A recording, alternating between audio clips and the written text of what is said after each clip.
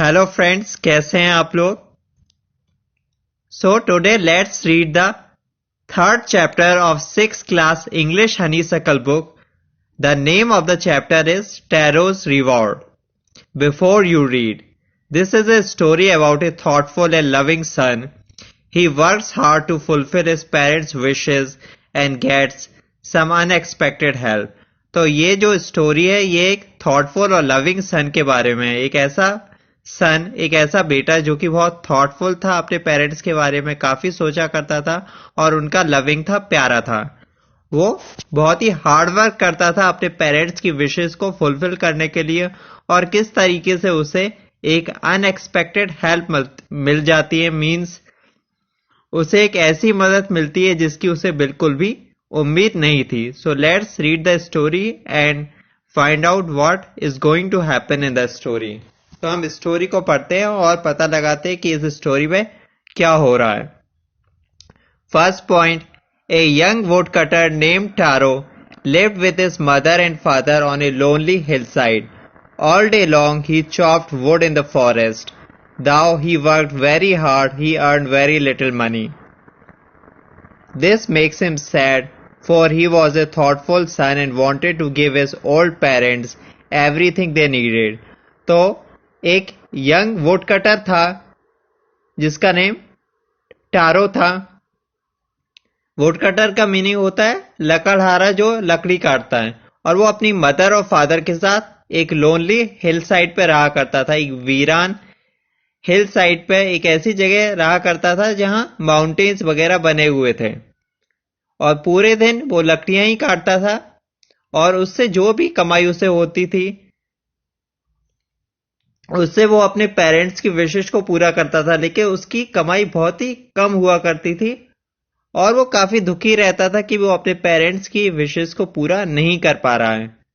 Second point, one evening when Taro and his parents were sitting in a corner of their hut, a strong wind began to blow. It whistled through the cracks of the hut and everyone felt very cold. Suddenly Taro's father said, I wish I had a cup of sake. It would warm me and do my old heart good. तो एक evening को जब tarot और उसके parents हट के एक corner में बैठे हुए थे, उस कुटिया के एक कॉर्नर में बैठे थे, तो तेज हवा चलती है और उससे क्या होता है, हट में जो क्रैक्स थे, जहां बीच बीच में क्रैक थे, छेद थे, वहां से हवा तेजी से विसल होती है, पास करती है और सभी को बहुत ठंड लगती है. उसी समय टारो के फादर बोलते हैं, I wish I had a cup of sake. अगर मेरे पास एक सेक का कप होता. सेक क्या होता है, let's read here, A popular Japanese drink. यहां पे जो से है इसे हम फादर के फा जैसा प्रोनाउंस करेंगे, और जो की है इसे ये वे से राइम होगा, तो हम इसे क्या बोलेंगे, साके. इसे हम बोलेंगे साके. तो उन्होंने कहा था कि अगर मुझे थोड़ा साके ये ड्रिंक मिल जाता तो मेरा जो ओल्ड हार्ट है, मेरा पुराना जो दिल हो चुका है, इसे थोड़ी गर्मी मिल जाती और मैं काफी अच्छा महसूस करता. मतलब उन्हें ये ड्रिंक चाहिए था, उन्हें ये पीना था. किसे चाहिए था, टारो के फादर को. Third point, this made Taro sadder than ever, for the heart warming drink called sake was very expensive. How do I earn more money, he asked himself. How do I get a little sake for my poor old father. He decided to work harder than before. तो इससे जो tarot था वो काफी sad हो जाता है, क्योंकि जो हार्ट वार्मिंग ड्रिंक था साके, वो बहुत एक्सपेंसिव था और उसे समझ में नहीं आ रहा था कि वो इतना पैसा कैसे लाएगा जिससे कि वो इसे खरीद सके. उसे लगता था कि मैं अपने फादर के लिए कुछ कर पाऊं, लेकिन और इसलिए उसने डिसाइड किया कि वो अब पहले से भी ज्यादा मेहनत करेगा. Fourth point, next morning Taro jumped out of bed earlier than usual and made his way to the forest. He chopped and cut as the sun climbed, and soon he was so warm that he had to take off his jacket. His mouth was dry and his face was wet with sweat. My poor old father, he thought, if only he was as warm as I. And with that he began to chop even faster, thinking of the extra money he must earn to buy the sake to warm the old man's bones. तो next morning को tarot अपने बिस्तर को पहले से भी जल्दी छोड़ देता है और फॉरेस्ट चला जाता है और वो लकड़ियां ही काटता रहता है। और जब जो सन है, सूरज है, वो पूरा सिर पर चढ़ जाता है और उसे काफी गर्मी लगती है तो वो अपनी जैकेट उतार लेता है। उसका माउथ अब सूख चुका था और उसके जो फेस था, चेहरा था, वो स्वेट से, पसीने से पूरा वेट हो गया था, गीला हो गया था। वो सोच रहा था कि मेरे पुअर फादर, काश वो मेरे जैसे ही वार्म महसूस कर पाते, जितनी गर्मी मुझे महसूस हो रही है उन्हें हो पाती। और वो ऐसा सोच ही रहा था और सोचते सोचते वो और तेजी से लकड़ी काटता है जिससे कि वो अपने फादर की विश को पूरा कर सके। Fifth point, then suddenly Taro stop chopping. What was that sound he heard? Could it possibly be rushing water? Taro could not remember ever seeing or hearing a rushing stream in that part of the forest. He was thirsty. The axe dropped out of his hands and he ran in the direction of the sound. तो suddenly tarot रुकता है और उसे कोई sound सुनाई देता है। ये रशिंग वाटर का साउंड था, मीन्स कहीं से पानी आ रहा था, गिर रहा था और उसकी वजह से ये साउंड क्रिएट हो रहा था। टारो को याद नहीं आ रहा था कि यहाँ पे कहाँ ऐसी पानी की जगह है जहां से ये पानी आ सकता है। वो प्यासा था, थर्स्टी था, तो वो अपनी एक्स कुल्हाड़ी को हुई छोड़ देता है और उस साउंड के डायरेक्शन में चल देता है। 6 point, Taro saw a beautiful little waterfall hidden behind a rock. Kneeling at a place where the water flowed quietly, he cupped a little in his hands and put it to his lips. Was it water or was it sake? He tasted it again and again and always it was the delicious sake instead of cold water. तो tarot को एक छोटा सा बहुत ही beautiful waterfall, झरना दिखाई देता है जो कि एक रॉक के पीछे छुपा हुआ था और वो वहां नील करता है, झुकता है और जहां पे पानी बहुत ही क्वाइटली धीरे से बह रहा था, अपने हैंड को लगाता है और पानी को अपने लिप्स से लगाता है। वो कहता है कि ये पानी है, लेकिन उसे ये साके जैसा लग रहा था। वो अगेन बार बार इसे टेस्ट करता है और हर बार जो टेस्ट था वो एक डिलीशियस साके का आ रहा था और कोल्ड वाटर का पानी उसे नहीं आ रहा था। उसे लगा कि ये साके ही है। 7th point, Taro quickly filled the pitcher he had with him and hurried home. The old man was delighted with the sake. After only one swallow of the liquid, he stopped shivering and did a little dance in the middle of the floor. तो tarot बहुत तेजी से अपने picture को भर लेता है। Picture means एक पॉट, एक बर्तन जो कि जनरली मड से, मिट्टी से बना हुआ होता है, और तेजी से अपने घर पहुंच जाता है। साके को देखकर जो ओल्ड मैन थे, उनके फादर थे, वो बहुत डिलाइटेड हो जाते हैं, खुश हो जाते हैं और एक घूंट साके पीते ही वो शिवरिंग करना, ठंग से कपकपाना बंद कर देते हैं और फ्लोर के मिडिल पर, फ्लोर के बीच में आके थोड़ा सा डांस भी करते हैं। 8th point, that afternoon a neighbor stopped by for a visit. Taro's father politely offered a cup of the sake. The lady drank it greedily and thanked the old man. Then Taro told her the story of the magic waterfall.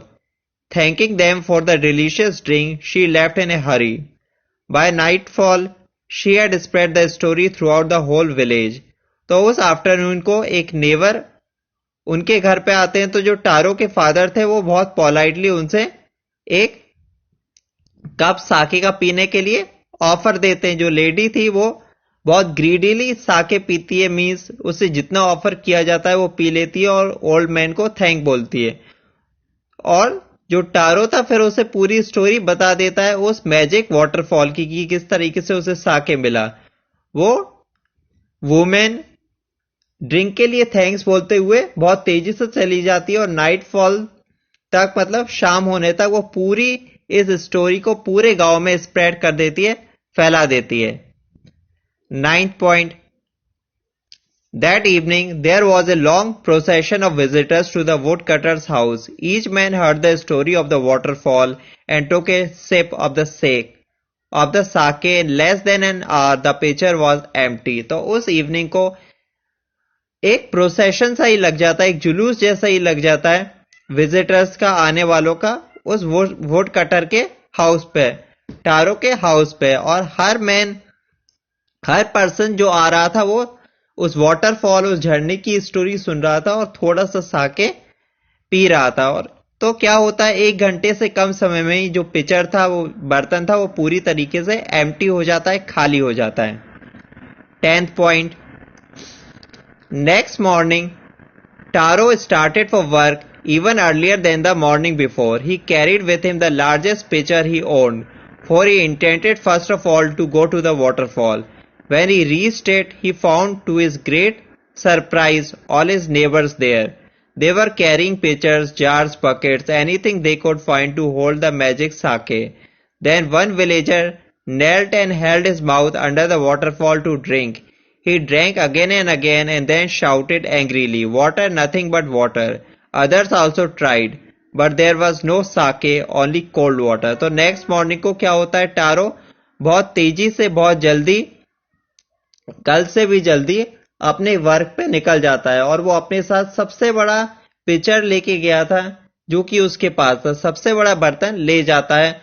और उसकी intention, उसकी मंशा यही थी कि पहले वो waterfall पे जाएगा, झरने पे जाएगा और साके को अपने पिचर, अपने बर्तन में भर लेगा। लेकिन जैसे ही वो वहां पहुंचता है वो बहुत सरप्राइज हो जाता है कि उसके सारे नेबर्स पहले से ही वहां आ गए थे और वो अपने साथ पिचर्स, जार्स, बकेट सब कुछ लेके आए थे जिससे कि वो उस मैजिकल साके को बर्तनों में ज्यादा से ज्यादा भर सकें।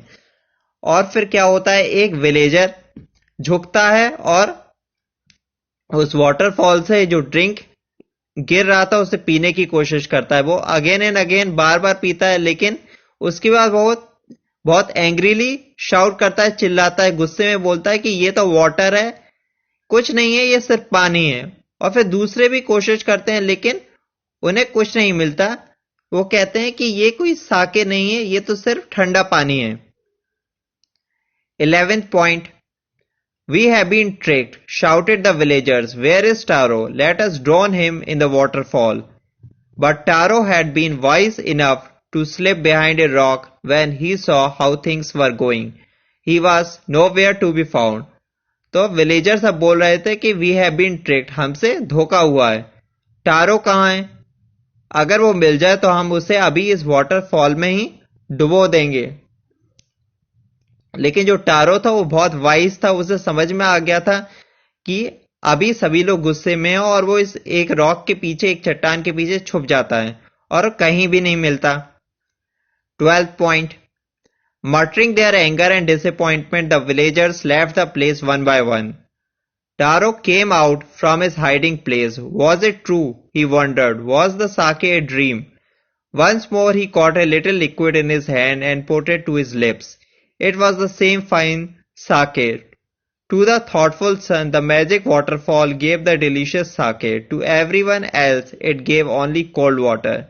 तो जो विलेजर्स थे वो बुदबुदाते हैं, डिसअपॉइंट होते हैं, दुखी होते हैं और उसके बाद उस प्लेस को छोड़कर एक एक करके चले जाते हैं।